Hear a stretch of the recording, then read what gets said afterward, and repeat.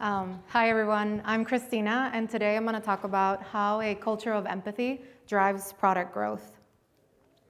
And so yes, I'm a medical anthropologist. I'm also the vice president of product at Patient, which I am going to explain a little bit about how our product works in this talk. And I'm just, like many of you, just very curious about the world, our cultures, people, and systems. And that's why, to me, both medical anthropology and product management were such a great fit career-wise. So for this talk, I'm going to break it up into three parts. First, what is empathy, so that we have a shared definition of empathy. Number two, how we use empathy at Patient. And then three, some best practice and tactical recommendations that you can use today to build a culture of empathy that drives product growth.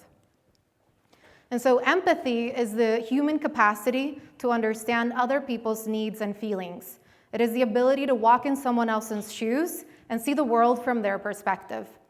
As a product manager, one of your biggest responsibilities is to understand your consumers and your users, understand their needs, their desires, their goals and aspirations. The product manager needs to know the consumer like the back of their hand. You know their frustrations and you know exactly how they're using your product. And so regardless of your level as a product manager, be it you're a junior product manager or more of an executive, your job is to really understand and use those insights to drive product decision making. So be it that you're driving your product roadmap and figuring out what you should do next and why, or you're writing requirements and user stories, you should explain the problem that you're solving and how it's going to help your users. And so empathy is often confused with sympathy, but these two are not the same thing. Empathy is about listening. It is about creating a space where you can connect with someone else in a very vulnerable way, where you can remove judgment and understand the world from their perspective. And by doing that, you have a shared perspective with that person and what they're going through. Sympathy is about sharing concerns. It's about feeling sorry for someone. For example, I may feel sorry for someone that is crying that I see in the middle of the street without knowing anything about their story and their context. You can also provide emotional support when you have sympathy. And while sympathy may develop into empathy, it doesn't necessarily have to. And so Sarah Gibbons from the Nielsen-Norman Group talks about the spectrum of empathy. On one end, you see pity and you see sympathy, which require little to no effort to engage with someone else's problem and understand a little bit about their experience. Empathy and compassion, on the other hand, require a lot of effort and a lot of understanding and engagement with that person to really understand what they're going through. And so pity is the most disconnected or abstracted version of sympathy, whereas compassion is a call to action. It is a duty to do something with the empathy that you have gained by talking to someone and understanding their perspective. And so when I think about product management, I really think that product management lies at the intersection of empathy and compassion. Product managers feel with people, they understand problems and user needs, and then they can do something with that information. That's why we're product managers. We want to solve problems and create creative solutions that address their needs. And so Patient, the company that I work for, is deeply rooted in empathy. We are trying to reinvent the experience of paying for healthcare and give people more access to care. This is one of the biggest challenges that we have in this country, healthcare affordability. And so the team that I lead is really every single week, they're seeking to empathize with our users and creatively solve those needs. We're ideating every single week. We're building empathy and we're ideating. And so I want you to engage in an activity with me. I want you to talk to the person that's sitting next to you, and I want you to ask them about their most memorable healthcare experience. There is a purpose to this activity. And so one person's going to be the interviewer, and the other person's going to be the interviewee. And so here are some guiding questions. Learn about their experience. Why was it memorable? What were some of the challenges, if any, that you faced, and what delighted you about the experience? And I'm gonna put 3 minutes on the clock.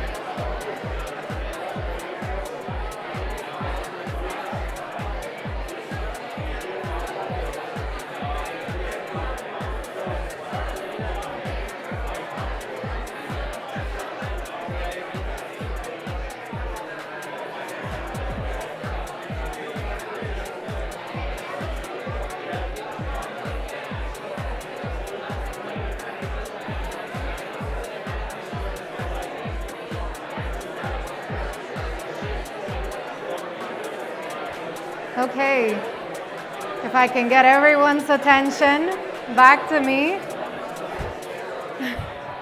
we're gonna continue. Thank you. I am so happy to see all the energy in this room, and I want to thank you for engaging in that activity. And what is interesting about that activity is that even after a 3-minute conversation with somebody, you can gain some empathy about their lived experience. It doesn't have to be that long for you to learn something new. And so every time that we do user research, it's important that we reflect, that we retrospect. We bring our own judgment and our own experiences and our own biases into any conversation. And so now I'd like you to think about what you just heard from your neighbor. What did you sympathize or did you empathize? Hold on. How did your biases affect your understanding of the problem? And what are some problems or challenges that your neighbor faced that you hadn't thought about before? And so now I'd like to move on to the second part of this talk, and it's how we use empathy at Patient. And so Patient is a Visa card that employers can give to their employees to pay for their out-of-pocket healthcare expenses over time and interest-free. We call it a health payment account.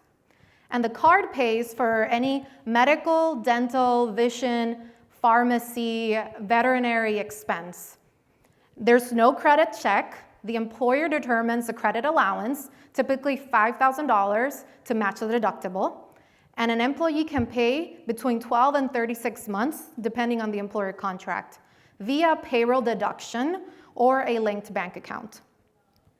And so Patient was founded in 2018, and the founder has been trying to redesign the experience of paying for care. And so we partner with more than 700 employers, health plans, and healthcare systems that are offering Patient to their employees and to their members to help them access care. And we have more than 700,000 lives on platform.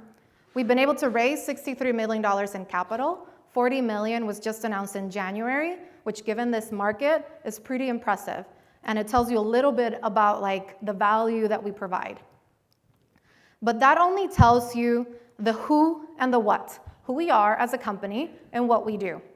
But I want to tell you the why we exist in the world and why it really matters what we're doing. And so I'm going to play a video that's going to tell you Amy's story. And it's stories like that of Amy and other people that have helped us gain empathy and continuously develop solutions to meet their needs.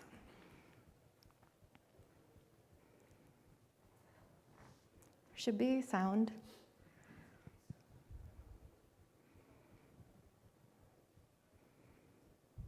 Hold on. I don't know how to go back.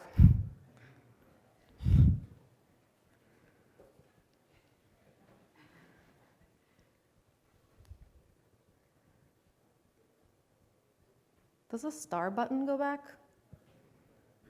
This is a good test in usability.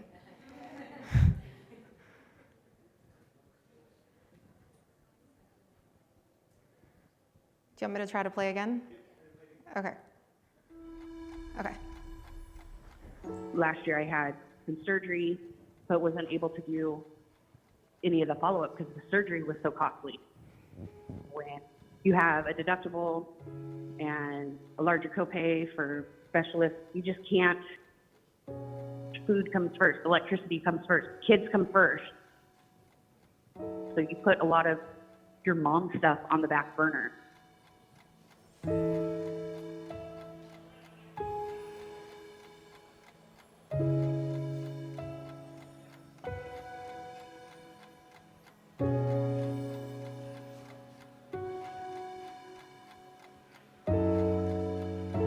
For my family, for my children, they're very active in sports. When I do end up having to take them in, it's generally for a sports-related injury, so it's definitely unplanned. All-star season this year for Little League, highly competitive, high stakes type of scenario. So your emotions and anxiety and everything's heightened as is.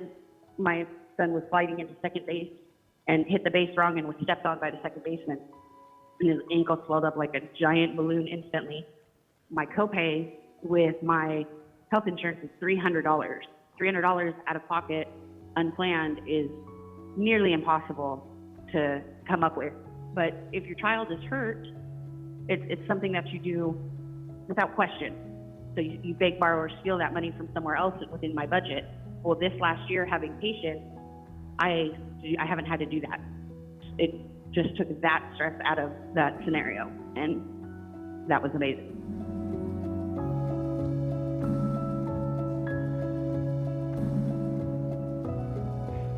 I put off a lot of the tests last year because they start to get very pricey, and MRIs, CAT scans, and blood work every week, and see this specialist and that specialist.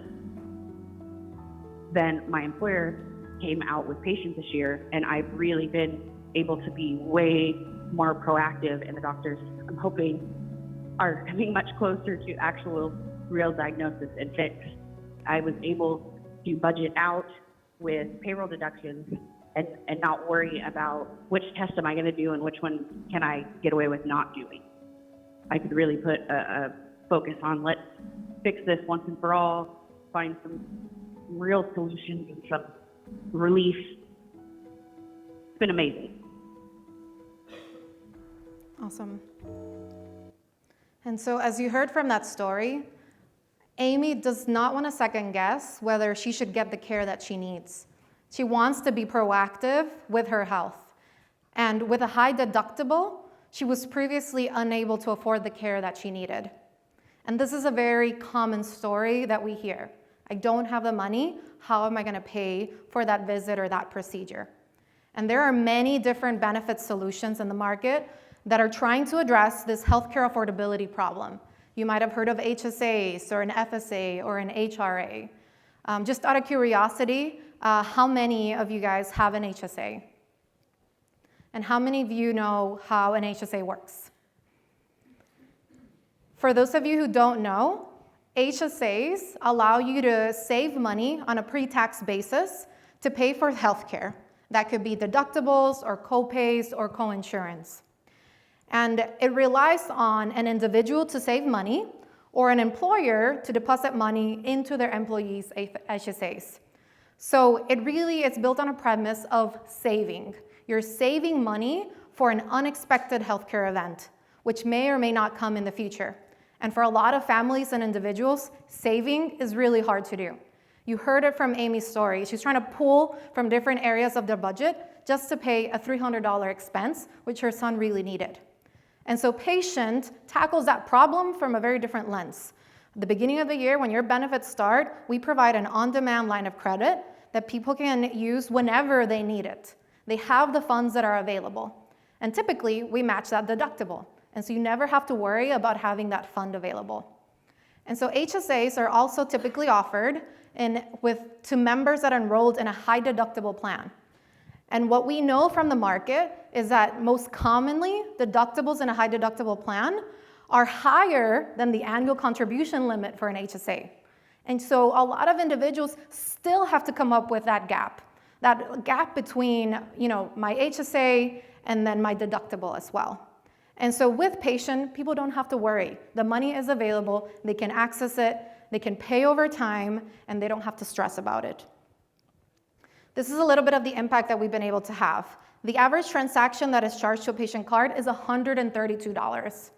And that might not seem like a lot of money, but to our members, it is. And in fact, 44% of utilization is for transactions that are under $50. And what's interesting is that pharmacy accounts for 31% of ongoing swipes. So that means that Patient members are using their card to pay for their prescription and the refills. It's leading to improved medication adherence and likely over time, reduced cost of care and reduced likelihood of an adverse effect or event.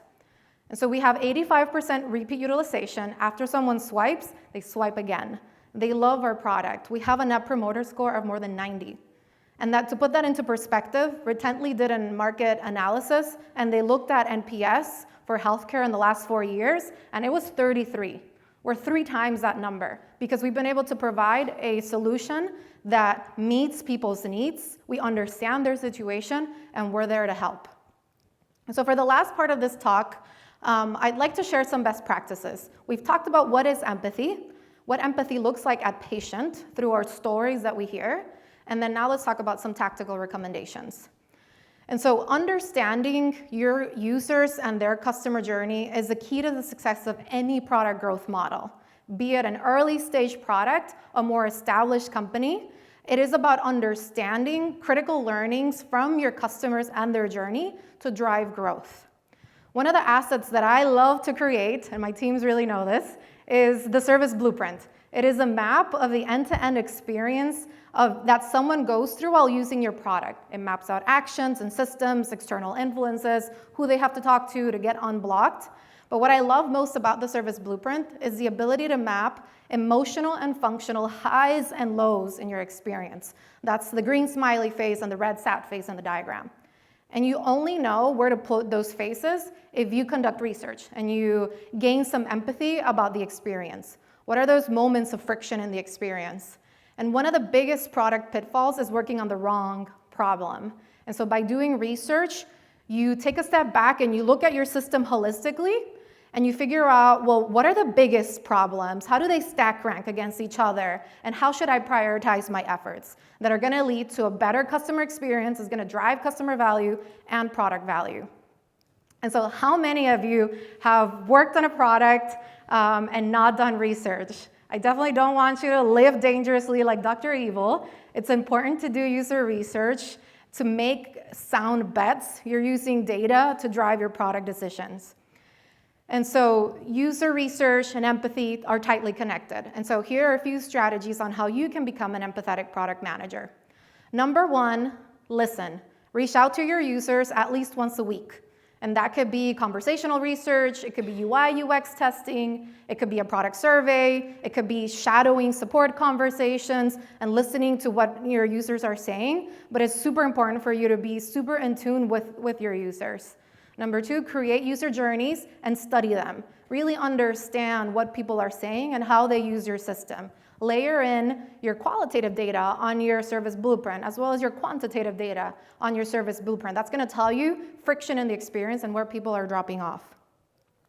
Share these insights with the rest of the company. I love to share clips of video of research test sessions with the company. It helps different functions across the company hear the same thing that I heard, and they're able to hear it firsthand, and then you build a culture of empathy within your org. And then turn insights into action. If you remember that diagram of empathy, the spectrum of empathy, this is where empathy turns into compassion. You are doing something with the information that you've heard, and you're ideating solutions and coming up with ideas. And then lastly, establish continuous feedback loops. So you're never done after you launch a new feature. You have to study how people are actually using it, reach out to your users, conduct surveys, really understand that it really meet their needs.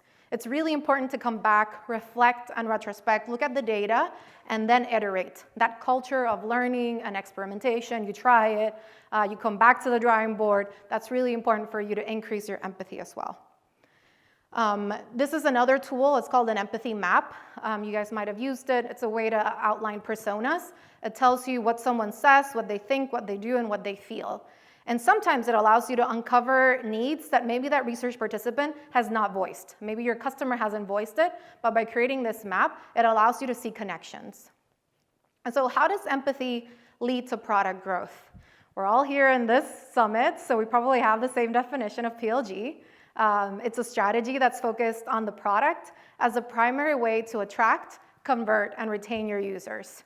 And so it's a strategy where the product is the largest driver of growth for an organization.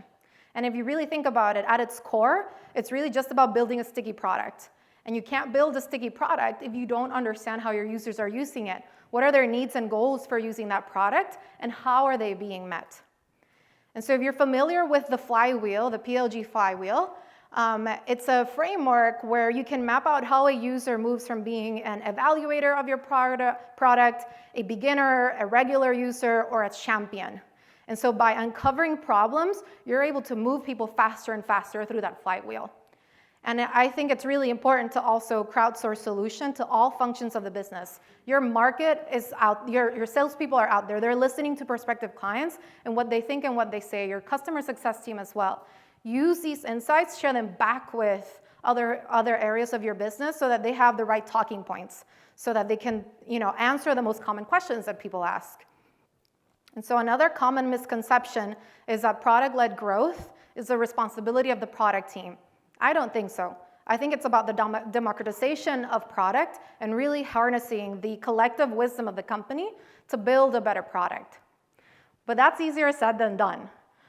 We all think that we're aligned and that we're all marching to the same beat of the drum, but that's something that's really hard to do.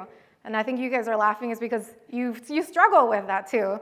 A lot of different teams are marching and trying to achieve different metrics and different goals. And so how do you really get that alignment?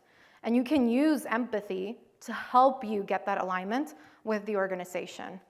And so now I want to share some tactics on how you can create a culture of empathy and align teams on that vision. So number one, empower other areas of the business to share feedback with you. Number two, engage them in ideation. So when you have your concept jams or your ideation sessions, bring in people from other areas of the business. It's really important to get very diverse perspectives, and together you can solve the problems in very unique and interesting ways. That also leads to buy-in. So if you include others from a business in your ideation sessions and their idea gets transformed and used, you also get buy-in. And then enable cross-functional product decision-making. I don't think that product teams should be the sole responsible team for making product decisions. You really should be engaging cross-functional leaders to make these decisions. It's really difficult, and it leads to very complex conversations, but ultimately, it leads to better decisions. And then lastly, identify your North Star metric, and then rally the org around your North Star metric. Prove why this is the North Star metric and how that delivers not only customer value, but also business value as well. And so just a quick recap of the tools and strategies. Number one, learn from your users. You should be doing that every single week, gaining that empathy with their experience. Create user journeys and empathy maps. And then lastly, learn from your organization and harness that collective wisdom of your company. And so, there are a lot of different responsibilities that a product manager has within an organization, but I think the biggest value is really using those insights, those customer insights, to inform the direction of the product. And so empathy allows us to design with intent and make decisions with intent that are solving real user needs. So challenge your assumptions and allows you to also advocate on behalf of your users. And so I think that's it for me. Thank you for listening. I hope you learned something new today. And we might not have time for Q&A. Yeah, we have time for maybe one or two questions if you want to grab some of those from the screen. Oh God, I'm blind. Okay. So how does Paytient make money? If it is interest-free, we charge a PEPM. So we work with employers and health plans. And so that's our primary way of making money, but we also make money on the interchange fee. We don't do a credit check. Does Paytient not do a credit check for their PA in order to remove structural barriers? Yes, that's one of the biggest reasons. We don't want to negatively affect our members. A lot of our members have issues accessing care. And so regardless of your financial history, we're trying to remove any barriers. So we don't run any credit checks. We don't negatively affect credit checks either.